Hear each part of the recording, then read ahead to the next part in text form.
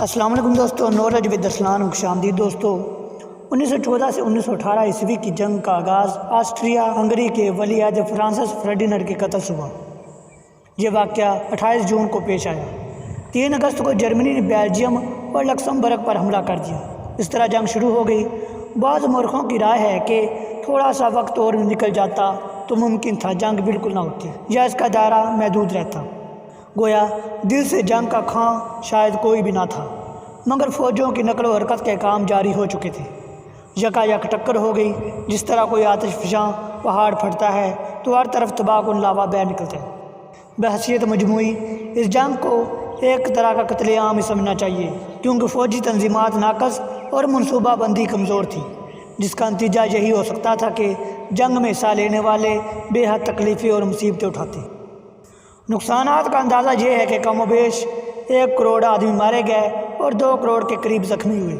جو جائیدادیں تباہ ہوئیں ان کی قیمت کا حساب لگانا مشکل ہے۔ جرمنوں کو دریائے مارن کی پہلی جنگ میں فیصلہ کن اقدام کا موقع مل گیا تھا اور پیرس ان کے رحم و کرم پر تھا، مگر معلوم نہیں وہ کیوں یکا یک پیچھے ہٹے اور خندقیں کھود کر ان میں بیٹھ گئے اور بعد کے 3 سال انہی خندقوں میں گزار دیے۔ بے شک مشرقی محاذ پر ہینڈلبرگ کے زیر قیادت انہوں نے روسیوں کو سخت شکستیں دیں۔ 1916 عیسوی میں روسیوں نے جوابی حملہ کیا، مگر 10 لاکھ روسی کھیت رہے۔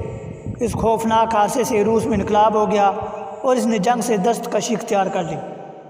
آسٹریا کی فوجیں جرمنی اور بلغاریہ کی امداد کے بغیر سروجا اور مانٹی نیگرو کے خلاف بھی کامیابی حاصل نہ کر سکیں۔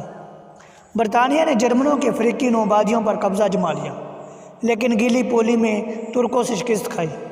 اٹلی، جرمنی اور آسٹریا سے معاہدے کے خلاف برطانیہ اور فرانس کے ساتھ مل گیا اور 1917 عیسوی تک آسٹریا سے بے نتیجہ لڑتا رہا، بلکہ کیپوٹیو کی جنگ میں ذلت کے ساتھ شکست کھا کر بھاگا۔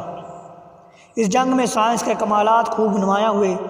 جرمنوں نے آبدوزوں کے حملے اس پیمانے پر پہنچا دیے کہ بحری تجارت کے لیے دہشت انگیز خطرہ پیدا ہو گیا، بلکہ برطانیہ کی بحری فوج کا شرازہ درہم برہم ہونے کے قریب پہنچ گیا۔ لیکن جرمنوں نے یہ غلطی کی کہ امریکی جہاز لوسیٹینیا کو انہوں نے ڈبو دیا، جس پر 1917 عیسوی میں امریکہ بھی فرانس اور برطانیہ کے دوش بدوش لڑائی میں شریک ہو گیا۔ برطانیہ اگرچہ زہریلی گیس ایجاد کر چکا تھا، لیکن ہمدردی بنی نوع کے خیال سے اس نے اسے استعمال نہ کیا۔ جرمنی نے اس حربے سے بھی فائدہ اٹھانے کی کوششیں کی۔ برطانیہ نے ٹینک بنائے، اگرچہ ان سے مؤثر طریق پر کام نہ لیا گیا۔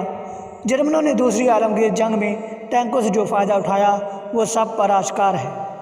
ہوائی جہاز بھی اس جنگ میں ایک حربہ بن گئے، اگرچہ ان سے زیادہ تر دیکھ بھال یا بہت معمولی بم باری کا کام لیا گیا۔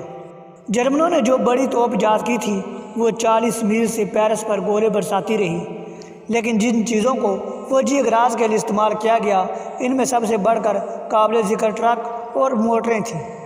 ان سے جنگی نقل و حرکت کے ایک نئے دور کا آغاز ہوا۔ امریکی فوجیں اگرچہ بڑی بہادری سے لڑیں، لیکن برطانیہ اور فرانس کے مقابلے میں ان کا درجہ نسبتاً کم تھا۔ 1918 عیسوی میں جرمن آبدوزوں کا خطرہ کم ہو گیا تو 6 لاکھ امریکی فوجیں فرانس پہنچ گئیں۔ جرمنوں میں داخلی اختلافات شروع ہو گئے اور ستمبر، اکتوبر اور نومبر میں وہ ہر محاذ پر پسپا ہوئے۔ جرمن بیڑے کے لیے آخری جدوجہد کا جو منصوبہ تیار کیا گیا تھا اس پر عمل کا وقت آیا تو 29 اکتوبر کو بغاوت شروع ہوگی۔ اگلے مہینے عارضی صلح ہوئی تو جس بیڑے پر جرمنوں کو ناز تھا وہ اتحادیوں کے حوالے کر دیا گیا۔ اس میں 10 جنگی جہاز تھے، 6 جنگی کروز، 8 ہلکے کروز، 50 تباہ کن جہاز اور تمام آبدوزیں۔